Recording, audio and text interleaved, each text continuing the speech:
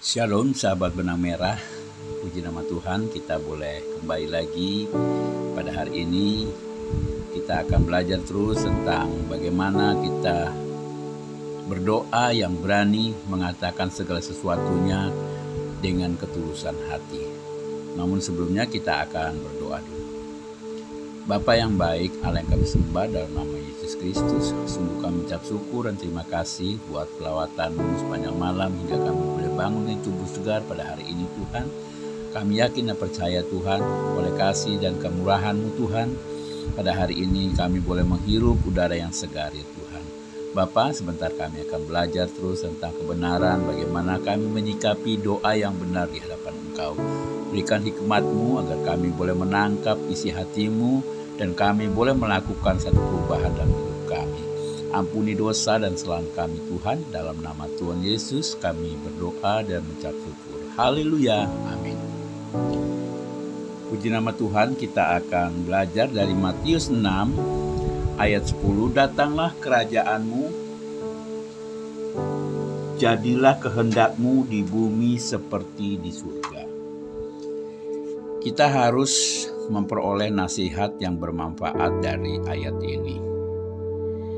Karena jika kita adalah anggota gereja, Tuhan memanggil kita untuk menghargai hasrat-Nya, yaitu agar orang percaya mementingkan berdasarkan hukum-Nya, yaitu bahwa kita seharusnya berharap dengan sepenuh hati agar kerajaan Kristus berkembang dan meluas, dan bahwa kita hendaknya juga menunjukkan hal ini melalui doa-doa kita.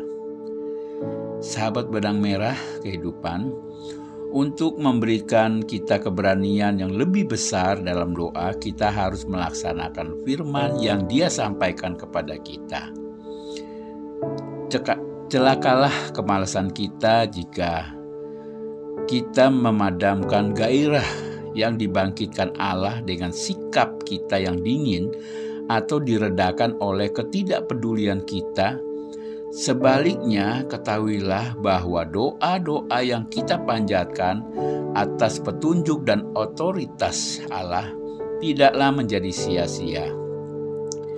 Asalkan kita tidak malas atau letih lesu dalam berdoa, Dia akan menjadi pengawal setia kerajaannya demi mempertahankan dengan kuasa dan perlindungannya yang tak terkalahkan. Memang benar, meskipun kita masih mengantuk dan tidak aktif, keagungan kemegahan kerajaannya tetap teguh dan pasti. Tetapi seperti yang sering terjadi, kerajaannya jadi kurang berkembang ketimbang yang seharusnya, atau lebih tepatnya merosot seperti yang kita lihat pada hari ini. Sangatlah disayangkan ketercerai-beraian dan tersia-siakan penyebabnya adalah kesalahan kita.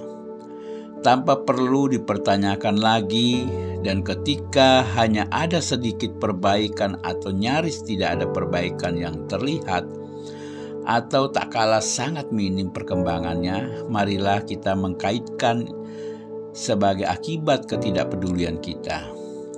Setiap hari kita berdoa kepada Allah, datanglah kerajaan-Mu, Matius 6 ayat 10. Tetapi nyaris tidak ada satupun dari 100 orang yang sungguh-sungguh menghendakinya. Oleh karena itu wajarlah jika kita kehilangan berkat Allah karena kita malas memohon dalam doa. Sebagai orang yang percaya, kita harus menjadikan doa sebagai nafas kita, dan kita harus bersyukur kepada Tuhan atas penyertaan Tuhan, atas kebaikan-kebaikan Tuhan yang sudah Tuhan berikan kepada kita. Jadi kita sebagai orang-orang yang percaya harus setiap hari kita memohon kepada Tuhan supaya kita tidak terlepas hubungan yang baik kita dengan Tuhan, supaya kita dimanapun kita melangkah, Tuhan akan menjaga dan melindungi kita jika kita mempertaruhkan hidup kita di tangan Tuhan. Jangan selalu mengandalkan kekuatan pikiran kita, tapi andalkan terus kepada Allah supaya kita tetap dalam track-nya Tuhan dan kita selalu diberkati apa yang kita kerjakan. Terima kasih, mudah-mudahan sharing pada hari ini boleh menjadi berkat buat kita semua, dan dukunglah terus komentar dan subscribe-nya supaya video ini boleh menjadi berkat buat kita semua yang mendengarnya. Terima kasih, Tuhan memberkati.